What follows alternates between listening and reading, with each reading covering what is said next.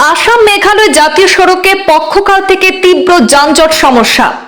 মেঘালয়ের রাতাছড়া করুণা গেট থেকে কাছাড়ের কানাইল লক্ষ্মীপুর পর্যন্ত সড়কে যানজটে আটকে পড়েছে পণ্য বোঝাই লরি, যাত্রীবাহী বাস সহ মৃত্যুঞ্জয় বাহনও। যানজটের নেপথ্যে জাতীয় সড়কের স্লথ গতির নির্মাণ কাজই দায়ী, যার ফলে জনভোগান্তি চরমে উঠেছে।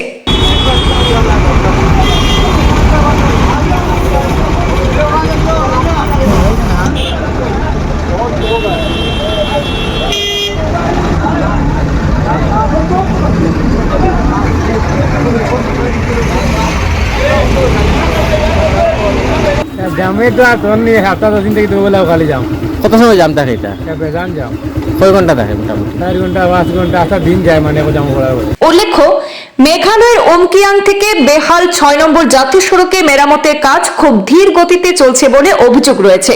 আর এই কাজের দায়ে মেঘালয় অংশে সর্বদা ওয়ান ওয়ে থাকে। সময় সময় কাছাড় প্রশাসন দাঁড় করিয়ে রাখে পণ্য বোঝাই লরি। এতে উভয় অভিমুখের বাহন এলোমেলো হয়ে পড়ে আর দীর্ঘ যানজটের সৃষ্টি হয়। বহিরাজ্য মিজোরাম, ত্রিপুরা এবং মণিপুর সহ বরাকের সড়কপথে প্রবেশদ্বার এই কালাইন।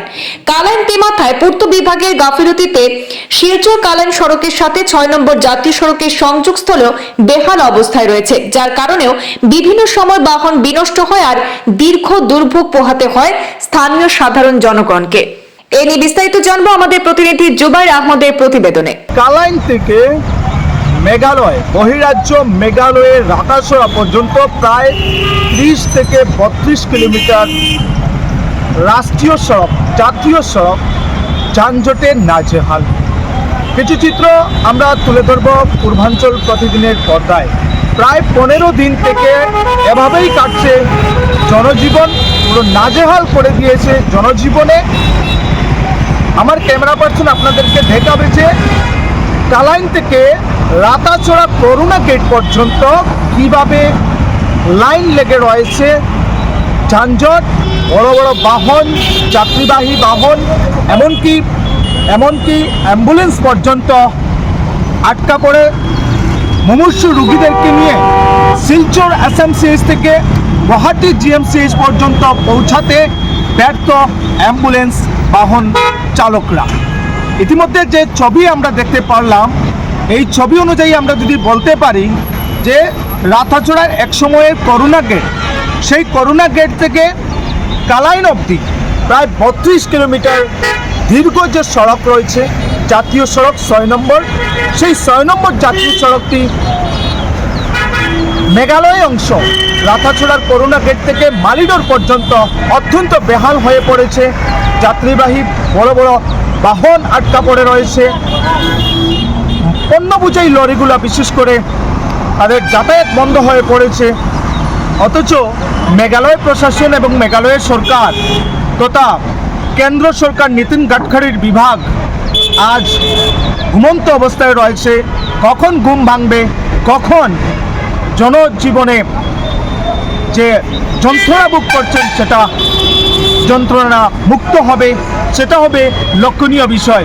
বর্তমানে যে আমরা চিত্র দেখতে পেলাম এবং লোকমুখে বাহনগুলোর চালকরা যেভাবে আমাদেরকে অবগত করেছেন, আমাদেরকে জানিয়েছেন যে মেঘালয়ের যে সড়ক নির্মাণ করা হচ্ছে, অত্যন্ত ধীরগতিতে সড়ক নির্মাণ করা হচ্ছে। জাতীয় সড়ক নির্মাণ করে এখন যদি ধীরগতিতে চলে তাহলে হাজার হাজার বাহন চালক, হাজার হাজার যাত্রী চরম দুর্ভোগ পোহাতে হবে। বিশেষভাবে আমরা যদি বলি যে মেঘালয় থেকে মালিডোর পর্যন্ত যে 20 কিলোমিটার যে রাস্তা নির্মাণ করা হয়েছে, সেটা অত্যন্ত ধীরগতিতে হয়েছে। আর যেটুকু বাকি রয়েছে সেটুকু হতে হলে এরকম যদি ধীরগতিতে হয় তাহলে আরও 30 থেকে 50 দিন সময় লাগবে আর চরম দুর্ভোগ পোহাতে হবে জনগণের।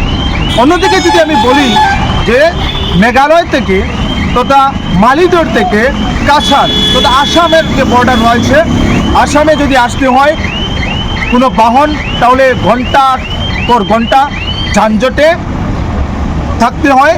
তাছাড়া যেখানে মাত্র 10 মিনিটের রাস্তা, সেই জায়গায় দেখা গিয়েছে 1 ঘন্টা 1.5 ঘন্টার সময় লাগছে। ছোটো বাহনগুলো পারাপার হতে পারছে না। তাছাড়া আমরা যদি বলি যে মেঘালয়ের মালিরোড থেকে গুমরার বাজারে অত্যন্ত সরু হয়ে পড়েছে বাজার, যে রাস্তার পাশ রয়েছে সে পাশটা সরু হয়ে পড়েছে, যে কারণে প্রতিনিয়ত যানজট লেগেই থাকে। আসলাম কালাইনে, কালাইন দ্য গেটওয়ে অফ বরাকবেলির প্রবেশপথ বলা হয়। সড়কপথের একমাত্র প্রবেশদ্বার হলো কালাইন। শুধু কালাইন নয়, আসাম নয়, বরাকবেলি নয়, ত্রিপুরা, মিজোরাম এবং মণিপুরের প্রবেশদ্বার, সড়কপথের প্রবেশদ্বার একমাত্র আমরা কালাইনকেই গণ্য করা হয়। সেই কালাইনে ঘন্টার পর ঘন্টা লেগে থাকে যানজট।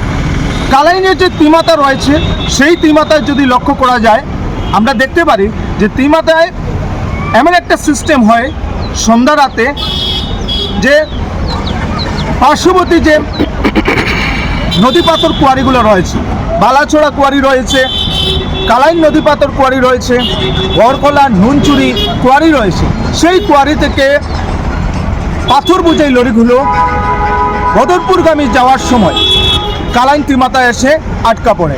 কেননা কালাইন তিমাতার মধ্যে সড়কের যে বেহাল অবস্থা, সড়ক নির্মাণ কাজে যে গাফিলতি, তার দরুন এখানে বিভিন্ন সময় বাহনগুলো ক্ষতিগ্রস্ত হয়, বিনষ্ট হয়, নষ্ট হয়ে পড়ে।